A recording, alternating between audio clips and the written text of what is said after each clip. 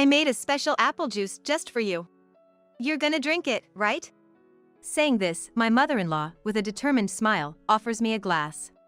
We had brought our child for the first time to my husband's family's home after giving birth, and she handed me a cute little glass.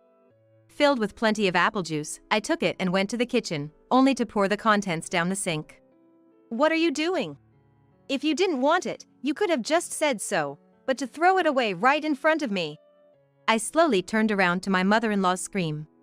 When our eyes met, she seemed to falter for a moment but then clung to my stunned husband, berating how terrible a woman I was. Mrs. Grubb. I called her in a deliberately low voice, and she visibly flinched, her shoulders jerking. As if she was hiding something. I held back a sigh. Mrs. Grubb, this isn't apple juice, is it? It's really this. My name is Amy, 28 years old. I married my husband of the same age, Mike, after a year of dating, 3 years ago. We are a working couple. I have continued working as an employee at a general company since graduating, even after getting married. In the midst of all this, I was able to get pregnant with our long-awaited baby last year, so I decided to take maternity leave. Mike took very good care of me while I was pregnant, doing most of the housework during my morning sickness. He struggled with cooking, which he wasn't good at, but I'm really grateful to him. We were able to have a healthy baby boy just the other day. We named him Tim. Mike, who attended the birth, cried with joy when he saw Tim. He's so cute, like an angel. Amy, thank you so much for all the hard work. Mike, you're crying too much. Life began with Mike, Tim, and me, and I was filled with happiness. Mike was a good husband and a good father. He was very proactive with housework and childcare. Blessed with a kind husband and a cute child, I was spending peaceful and calm days. But there was one big concern. It was my in-laws, who lived an hour's drive from our house. My in-laws are both retired, and they seem to have received a lot of retirement money, so they travel abroad all the time. Traveling abroad is not a problem at all, but they always buy a lot of sweets for souvenirs. Generally, this might be a pleasant thing. But I have a peanut allergy, so I'm very particular about what I eat. I once accidentally ate a peanut-containing sweet and suffered from respiratory distress. So I explained to my in-laws about the allergy and asked them to avoid food, but... Mr. Grubb, Mrs. Grubb, I've told you before, I have a peanut allergy. So, I'd like you to avoid things like chocolate that might contain peanuts. I can't always tell what's in foreign products by looking at the ingredients. What are you talking about? The best souvenirs are local food. There are many things you can't easily eat here. And yet you complain, isn't that a bit too much? She is right. We want you guys to eat local food too. But to complain without eating it, isn't that rude? Both my mother-in-law and father-in-law had no understanding of allergies, and they scolded me. Even when Mike said to them, "You're both taking this allergy thing too lightly. If it accidentally goes into her mouth, it can turn into something serious. In the worst case, it could be irreparable. Please take it more seriously," they didn't listen. Moreover, my in-laws travel many times in a short period, and they hand over the souvenirs all at once. Since they sometimes give me things they bought months ago, there are often items past their expiration date. Hey, Dad, Mom, this has expired again. Don't send us stuff like this. At Mike's pointing, my in-laws make a face as if they don't understand what the big deal is. It's a best before date, not an expiration date. It's not spoiled, so don't be so uptight about it. Even though it's something sent to her son, my mother-in-law thinks it's no big deal, laughing and saying, "It's just fine. You're being too strict." She shows no remorse. This has added to our estrangement with my in-laws. We did report the birth of our child, but since they were on an overseas trip, we hadn't yet introduced Tim to his grandparents. They're coming back from their trip tomorrow, and we've agreed to go visit them at their house next weekend as a family of 3. When the weekend came, we headed for the in-laws' house by car. It isn't Mike and Amy, it's been a while. Come on in, come on in. My mother-in-law welcomed us with a smile, and my father-in-law also greeted us warmly, saying, "Glad you could come." They were both very excited to meet their first grandchild for the first time and had smiles on their faces, saying, "He's adorable." So far, everything was going smoothly, and I was glad we were able to introduce Tim to his grandparents. Soon after, my mother-in-law asked, "Amy, would you like some juice?" Feeling a little startled, I asked just to be sure, what kind of juice is it? My mother-in-law replied with a big smile, apple juice, my homemade one. It's really delicious, and I want you to try it. Thinking, apple juice should be fine, there shouldn't be any peanuts in it, I was relieved. If it's apple juice, I'll have some. Homemade by you, that's amazing. Thank you. Just wait a moment. My mother-in-law then went to the kitchen and came back after a while. Here you go. I've poured it into a glass for you. She handed me the glass of apple juice. I said, thank you, and accepted it, but immediately noticed something off, and I got up and headed for the kitchen. Amy? Mike asked, puzzled, but I silently poured the entire contents of the glass down the sink. Amy, what are you doing? Throwing away the drink like that? Apologize to Mom. Mike, filled with shock and anger. My mother-in-law was also furious, saying, to throw it away after I went to the trouble of preparing it, what's the meaning of this? It's my homemade juice. How could you? I calmly told Mike. Mike, I would have died if I had drunk this. No way. Mike was stunned and seemed to grasp the situation, turning pale. He asked his mother, trembling. Mom, what was the drink you gave to Amy? Wasn't it just apple juice? His mother answered nonchalantly. I told you it's my homemade apple juice. There's also peanut liqueur in it. It's a cocktail. My husband, in disbelief, let out an incredulous cry. I was aghast, saying, I knew it. I smelled peanuts. And peanut liqueur, of all things. Yes, I had been certain that there were peanuts in the drink when I put the glass to my lips, as I had strongly smelled peanuts. I hadn't thought it was alcohol. My mother-in-law snorted and said, what's the big deal? Mixing peanut liqueur with apple juice is delicious, I heard it from the locals. This peanut liqueur is a souvenir from our overseas trip, you should be grateful to drink it. Mike was furious and yelled at his mother. On top of it, serving alcohol to a woman who has just given birth, are you out of your mind? She's breastfeeding Tim. Anyone would know that. You've raised kids yourself. I just can't trust you anymore. Mike is beside himself with anger and sadness. However, his mother-in-law doesn't seem to care at all. Oh, come on, Mike, don't be so angry, she says. Even the father-in-law says, come on, Mike, don't get so angry. Amy isn't drinking, so it's fine, nonchalantly. After all, peanut liqueur isn't the same as peanuts themselves. You're making a big deal out of it, Mike. When did you become so naggy? Maybe it's because of Amy. And it's fine to have a little alcohol while breastfeeding. These kids are so neurotic, it's driving me nuts. The mother-in-law speaks with a snide tone. It's like they don't understand allergies at all. I calmly explained to my mother-in-law. Mrs. Grubb, peanut liqueur is obviously made from peanuts.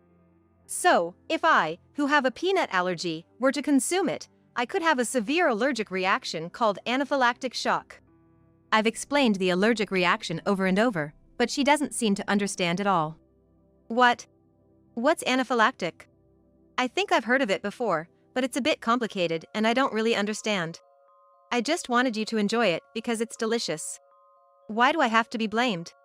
It's terrible. My mother-in-law covers her face as if she's the victim. I also explained to her the risks of alcohol while breastfeeding. Mrs. Grubb, please listen carefully. Drinking alcohol while breastfeeding can transfer the alcohol to the breast milk, and it might harm Tim's health.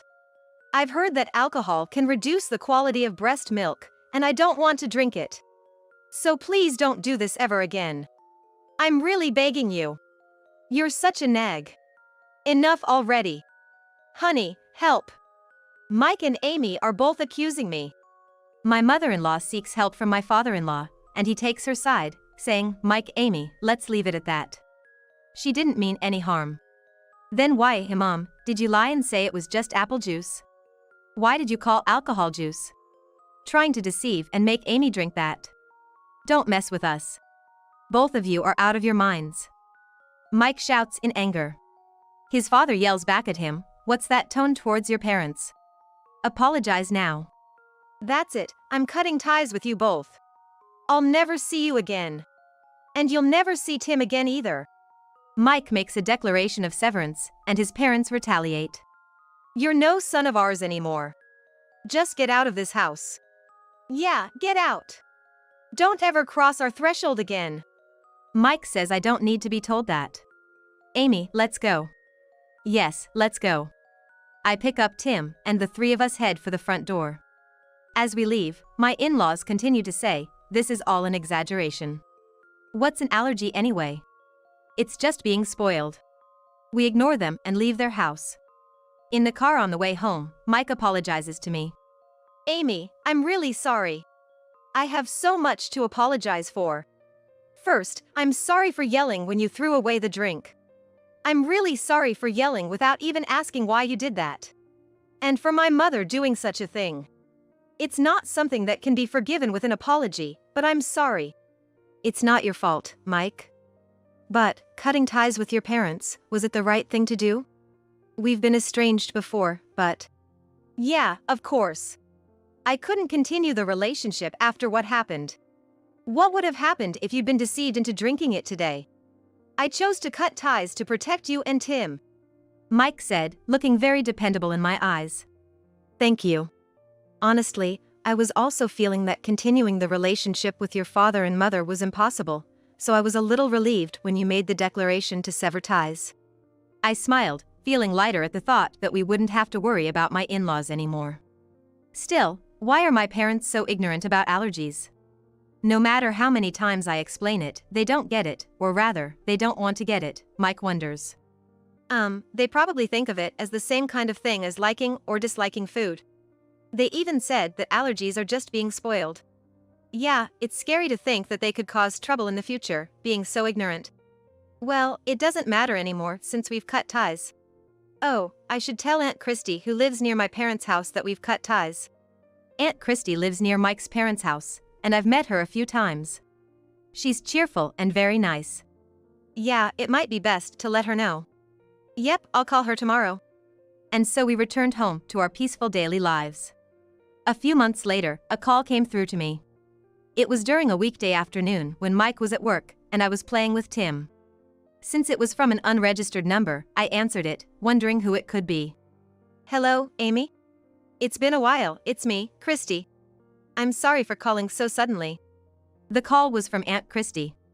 Oh, Aunt Christy, it's been a long time. Sorry for calling you all of a sudden. I just called Mike and got your number from him. I already talked to Mike, but something serious has happened.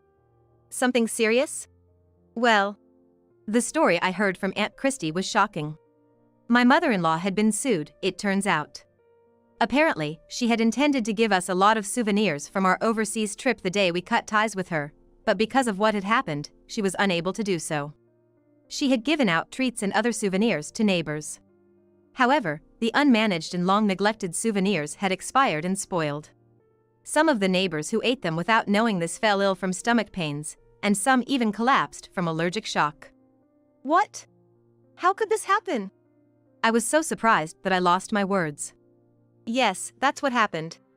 Apparently, she's being sued by a neighbor, and I heard it from Kate. Kate is the mother-in-law's name. And Aunt Christy is her sister. Did my mother-in-law know that the neighbor had allergies? It seems she did know. The neighbor was allergic to walnuts, and she confirmed with Kate that there were no walnuts in these gifts. But she lied about it. Wow! It's just like something my mother-in-law would do. She probably thought an allergy was like a simple dislike. So now it's a big problem, and she's being sued for deliberately causing harm. I'm really shocked, and I've decided to cut ties with Kate too. She's apparently being sued for quite a bit of money, so she might call you for help, so I wanted to tell you first. I see. Thank you very much for contacting me. Don't feel obligated to help if she calls, it's all her own fault. And, although it's late, congratulations on the birth. Take care of yourself. Thank you. It's been hot lately, so Aunt Christy, take care of yourself as well. And so, we hung up. That night, when Mike returned home, he looked exhausted and asked if I had heard from Aunt Christy. Yes, you mean about your mom? Yeah. I thought she might cause trouble someday, but I never thought it'd come to this. It was the right decision to keep you and Tim away from her. I wonder if the neighbors are okay? Especially the one with the walnut allergy. Fortunately, it doesn't seem to have been too serious. My mother really did something unbelievable. But I'm not gonna help her, and she needs to reflect on what she did. Amy, you can ignore her if she calls. She'll probably ask for money. Okay, I understand. Just as Mike said, I earnestly hoped my mother-in-law would reflect on her actions. A few days later, as Aunt Christy and Mike had predicted, a call came from my mother-in-law asking for help. At first, I ignored it, but the incessant ringing finally forced me to answer. Hello? Amy, listen to me. I'm being sued even though I didn't do anything wrong. Don't you feel sorry for me? My mother-in-law seemed to have no remorse. She was saying that she had done nothing wrong, and her lack of understanding about what was truly wrong was frightening. We've cut ties, so please don't call again. Goodbye. I said coldly, about to hang up, but my mother-in-law hastily stopped me. Wait. Don't hang up yet. Please lend me some money, I'm in trouble. You've been traveling abroad a lot, so you must have some money. I've spent so much on overseas trips, and I don't have much savings left, and if I pay the compensation, I'll be broke and unable to live.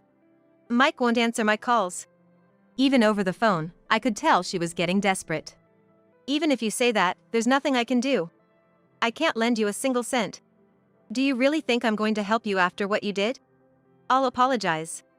I was wrong, I'm sorry, okay? Just lend me some money, even a little. My mother-in-law apologized with a reckless and indifferent attitude. There's no value in an insincere apology. Pay the neighbors the compensation they deserve and apologize properly. Goodbye. I firmly told her and hung up the phone.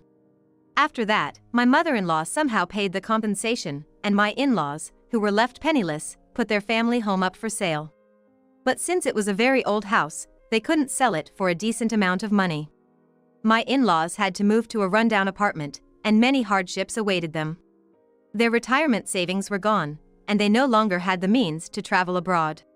Both of my in-laws started working part-time jobs, diligently working every day to somehow make ends meet, but they no longer have a carefree life, and it seems like they're under a lot of stress.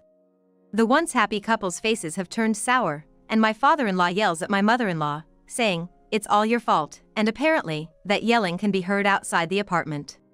My mother-in-law has been calling and emailing frequently, complaining, "Your father-in-law said such horrible things to me. He used to be so kind, can you believe how awful this is? We're fighting every day, and it's like hell." But since it's become quite annoying, Mike and I have blocked calls from my in-laws. Meanwhile, we're moving near my parents' home, and we'll be relocating. And we found out that I'm pregnant with our second child. Of course, we have no intention of letting my in-laws meet our child. We are living peacefully, and our whole family is eagerly waiting for the birth of our second child.